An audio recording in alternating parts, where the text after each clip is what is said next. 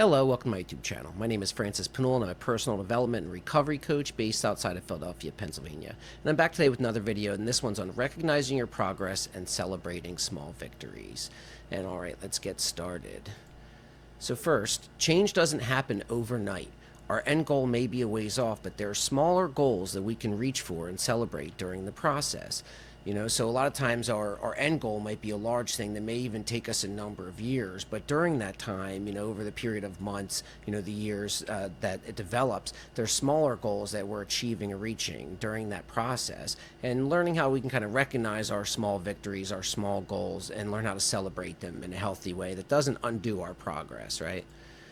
So, for example, some of the goals you might be working on, let's say get a degree. So some of the smaller goals in between might be passing tests, passing classes, graduating a semester, a year, right? So you don't have the full degree yet, but you're making your way towards it. And suppose if someone's looking like a, graduate, or it was a post-grad degree or post-grad school, and you're just on starting the process, that can seem daunting some years off, but as you're making this progress towards it, as you get your associates, your bachelor's, as you pass tests, as you pass classes, you can measure and see that progress that you're making, right? Breaking it down into these smaller and smaller micro goals. So that way, our successful studying habits and things like that. So next, let's say your goal is to improve your health, and you're noticing that your cardio is getting easier. It's getting you feel a bit lighter, right? You're moving better. You're not getting as winded as easier. Your strength's increasing, in your lifts. You're hitting PRs and different things, right? You're noticing your weight change, or you're noticing your clothes fit different. And these can be these smaller goals that something long-term, like improving your health, that maybe there's not an end goal. You're not going to suddenly, once you get healthy, be like, all right, let's stop being healthy now, let's go back to how we were living before, but recognizing these different changes in yourself. And especially when a lot of times people want quick, fast results, and learning how to see the small results, see the small progress is going to really help you maintain your motivation to keep going, right? So let's say your goal, you're working on improving your relationships with your children, your spouse, your siblings, whatever it be, friends, family, work, so you're experiencing better communication, more compromise, you're getting along with people better. And a lot of times, especially in recovery, that's one of the first things that changes. Other things might be a little ways off, but our relationships improving with the people around us, just getting along with other people better and being able to communicate better and have these, deeper connections and relationships. That's one of the things that is a huge improvement early on.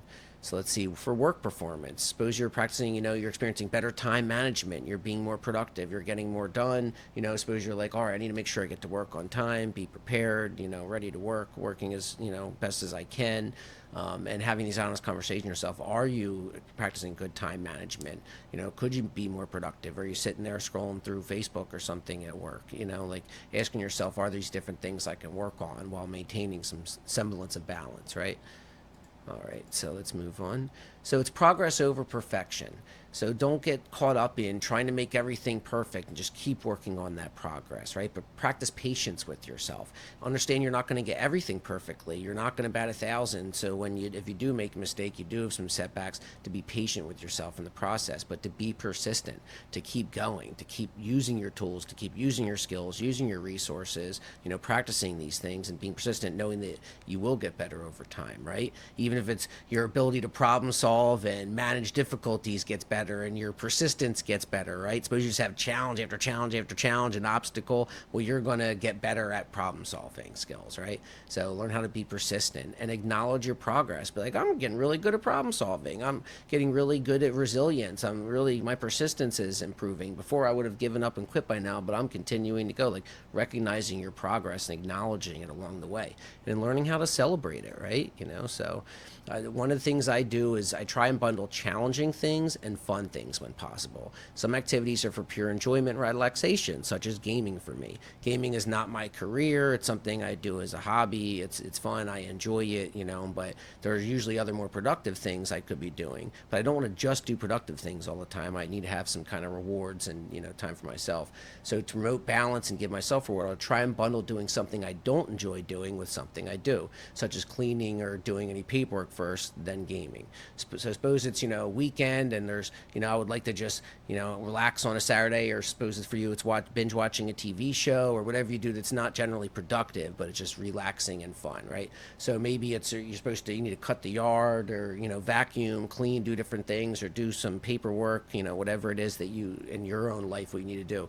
Get that done first, and then reward yourself with the fun thing. Because if you start doing the fun thing and then you're trying to motivate yourself to stop doing the fun thing to go do it, might be more difficult. But and then suppose a lot of times, I know personally, if I'm sitting there doing the fun thing and I know there's things I need to be doing, then I can't really enjoy it, and it's going to distract me from being able to truly enjoy what it is I'm trying to do, right? So if I get the thing I don't really want to do done first, then I can come and relax and, guilt free, and truly enjoy with like a reward, the thing that I enjoy, whether it's, just playing my guitar, gaming, whatever. I try and save these rewards for after I've done something that I may not particularly enjoy.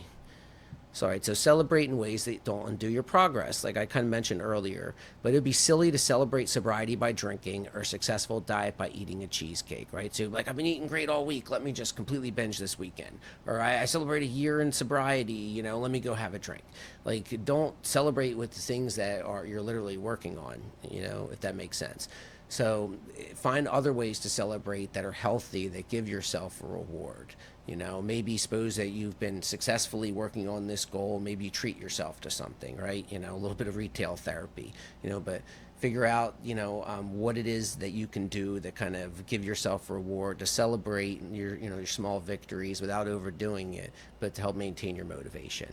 And this all flows together, right? So you find ways to celebrate and give yourself a pat on the back. Long-term goals, we're going to have their ups and downs. So this is going to help you to maintain your motivation. So when you're on kind of a down, challenging time, recognizing the progress that you've made so far, acknowledging how far you've come, acknowledging the skills that you've worked on, the things that you've built, is going to, continue to carry you forward. Because there's going to be ups and downs. Rarely are things just a smooth, straight trajectory.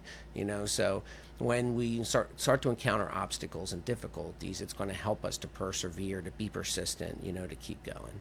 But last and not least, thank you. I hope you find this video helpful and informative. For private one-on-one coaching, feel free to reach out to me through my email, website, what have you, phone number, it's on there. And the beauty of the personal coaching is everybody's goals are going to be different, and learning how to develop that process for yourself, to outline your goals, to see these micro goals in between, to learn what your resources are, your own personal obstacles and barriers, what your opportunities are, who your supports are, where you can learn information and who you can learn from, these different things, to help give you a clear-cut process of what it is that you're working on, instead of being some far off goal that we're kind of reaching for over time. It's like, no, here's how I'm going to do it, here's the steps I'm going to take. If I start having difficulties, here's what I'm going to do, and understand this, and just keep working on that. And I truly believe in my heart of hearts, the more that you do that, the more you develop these skills, it becomes fun to think of, what can I work on next, how can I challenge myself, how can I grow in different ways, and that's the essence of personal development to me. And I think it's beautiful to use our time and experience on this earth. There's a lot of things that we may not enjoy doing, like vacuuming our house, may not be the most fun, rewarding thing, right? But how do I do all the things I need to do, plus have these fun growth and development and beautiful experiences and relationships and all this, right? I want to have my cake and eat it too, if that makes sense. All right, have a great day. And as always, thank you.